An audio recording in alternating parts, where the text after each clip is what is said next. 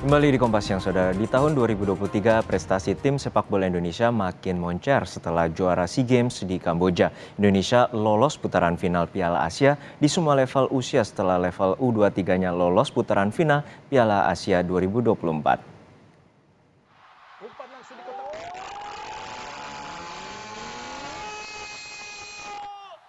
Arhan Fikri, baik tadi yang diberikan oleh Gol tandukan pertama Arhan akhirnya membawa tim nasional sepak bola Indonesia U23 lolos ke putaran final Piala Asia U23 pada 2024.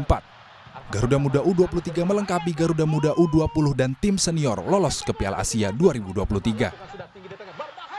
Ini adalah sejarah, karena pertama kalinya tim U23 lolos ke putaran final Piala Asia. Penampilan impresif Garuda Muda dengan tensi tinggi sejak awal membuat Indonesia mendominasi laga pamungkas. Indonesia menjadi satu dari 16 peserta Piala Asia di Qatar tahun depan. Hello fans, thank you for coming and we are happy with the 3 points. Now to the Asian Cup. Let's go. Halo semua sobat Garuda, Asian Cup. Kami datang, tetap dukung dan doakan. Presiden Joko Widodo pun gembira betul menyaksikan dari tribun penonton aksi Garuda Muda yang Spartan di Stadion Manahan Solo, Jawa Tengah. Sejarah, karena sejak saya diberitahu tadi, sejak 2012 sampai sekarang kita belum pernah menang Turkmenistan. Ya ini kan masih agak panjang ya, di Maret? April, ya.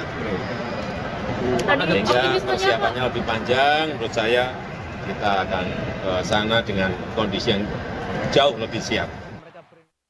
Ya, Indonesia di kelompok usia U23 belum pernah maju ke putaran final.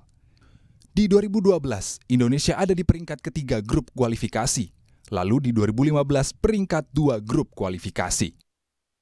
Di 2017 dan 2019 Indonesia ada di peringkat 2. Dan 2021 jadi juru kunci grup kualifikasi.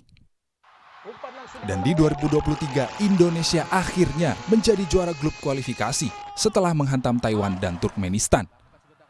Ivar Jenner, pencetak gol pertama ke gawang Turkmenistan, senang dengan raihan tim Indonesia. Yeah, I'm very happy to score the 1-0, of course. I think Turkmenistan was a better opponent than Chinese Taipei, but we show a good game, so we are happy. And now we go to the Asian Cup, so let's go. Prestasi timnas lolos ke Piala Asia di 3 kelompok usia juga menjadi catatan terbaik pelatih tim nasional Indonesia, Sinteyong. 제가 갖고 있는 축구 철학 같은 경우에는 우리 꼭 스트라이커가 골을 넣어야 된다는 그런 것은 좀 안 갖고 있습니다. 모든 진짜 킥박 펴고 난 다음에 모든 선수가 기회가 되면 골을 넣어야 된다는 그런 철학을 갖고 있기 때문에 그런 것을 우리 선수들한테 많이 강조하고 훈련 때마다 집중할 수 있게끔 만들다 보니까 모든 포지션에 있는 선수들이 기회가 되면 골을 넣을 수 있는 찬스가 오고 또한 골을 넣기 때문에 올라운드 플레이 같은 것을 넣기도 하면서 우리 팀 자체가 그걸 많이 갖고 있다고 Permainan tensi tinggi yang diperagakan tim nasional membuat Indonesia mesti punya stok pemain yang banyak dengan kualitas yang sama bagus. Kenapa saya berkali-kali jangan berpuas diri, jangan kemenangan ini jadi euforia, tetapi bagaimana kemenangan ini terus justru membangun dari grassroots. Kita bisa lihat juga banyak pemain ini juga masuk tim senior juga. Kita harus paling tidak punya stok 150 pemain. Laga Indonesia 2 kali tahun depan di Qatar bakal mengingatkan laga aksi Indonesia menghadapi tim-tim elit Asia. Dan gol-gol pemain Indonesia dicatat sebagai gol-gol terbaik di antara pencetak gol sepanjang sejarah. Yang paling mengesankan tentu saja tendangan salto Widodo Cahyono Putro ke gawang Kuwait di Piala Asia 1996. Tim Liputan, Kompas TV.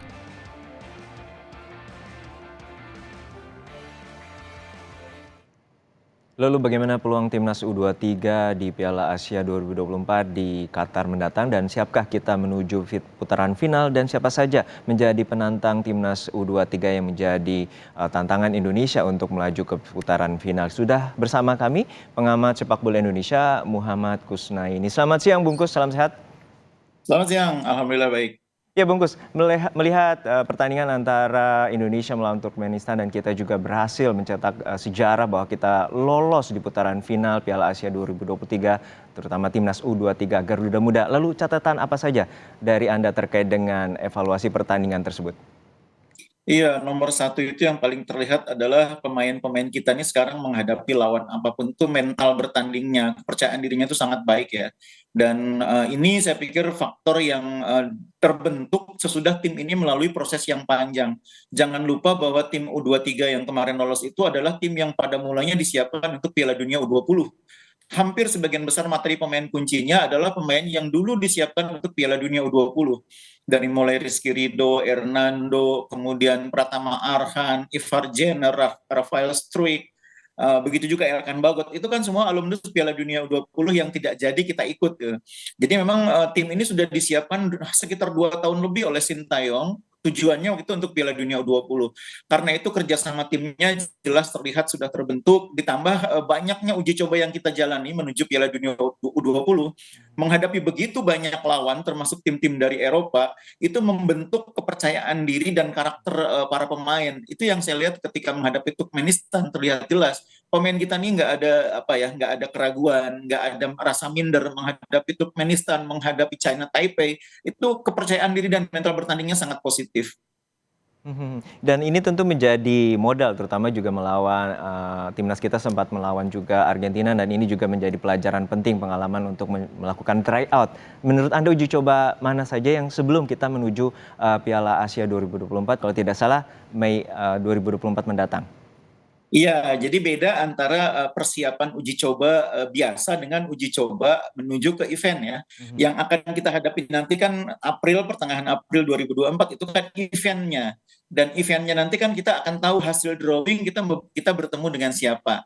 Nah, sesudah kita tahu hasil drawing, kita akan mendapat gambaran lawan-lawan kita siapa. Nah, itu di sana kita harus pintar mengatur jadwal uji coba menghadapi lawan yang bisa memberi gambaran tentang calon lawan kita nanti di Piala Asia U23 tahun depan.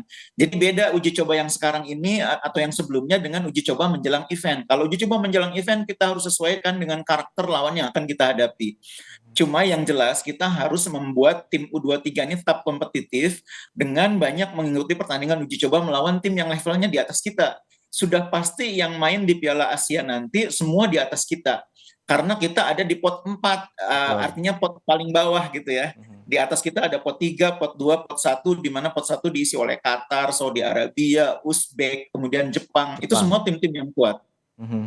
Ya, kita berada di pot 4 dan ini akan menunggu drawing. Pot 4 ada Malaysia, China, Tiongkok maupun Tajikistan. Tentu kita punya potensi melawan pot 1 antara Jepang, lalu ada Vietnam juga, ada Thailand, dan juga jangan lupa ada Korea Selatan dan juga Australia. Jadi seperti apa gambarannya Indonesia nanti berlaga dan terutama melawan tim-tim yang punya pengalaman lebih banyak di Piala Asia?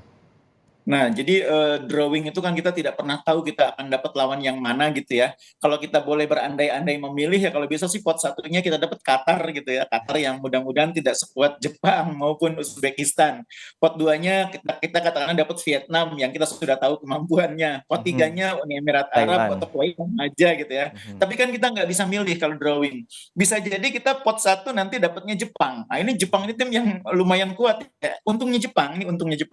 Mereka sebagian besar pemainnya dari kompetisi domestik, dari tim mahasiswa maupun tim Liga 1 dan Liga 2-nya Jepang. Ada yang main di Kashiwa Reysol, ada yang main di Ventforet Kofu, Mizuno tuh mainnya di Ventforet Kofu. Dan biasa Jepang itu karena pemainnya semuanya lokal nggak akan terganggu dengan jadwal liga di Eropa.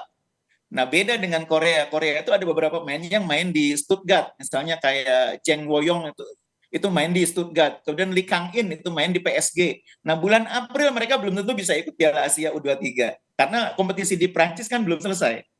Nah, itu kerugiannya bagi Korea itu. Nah, kalau kita ketemu dengan Korea yang ada di pot 2, lalu di pot 1-nya Jepang, waduh ini luar biasa tantangan bagi kita gitu ya. Iya. Tapi untungnya seperti yang saya bilang tadi, Korea nggak mungkin full tim kalau lihat situasinya karena mereka pasti kompetisi di Eropa belum selesai. Lee Kang-in juga nggak akan dilepas oleh PSG. Nah, tapi hal yang sama bisa terjadi dengan Indonesia. Belum tentu juga Elkan Bagot dilepas.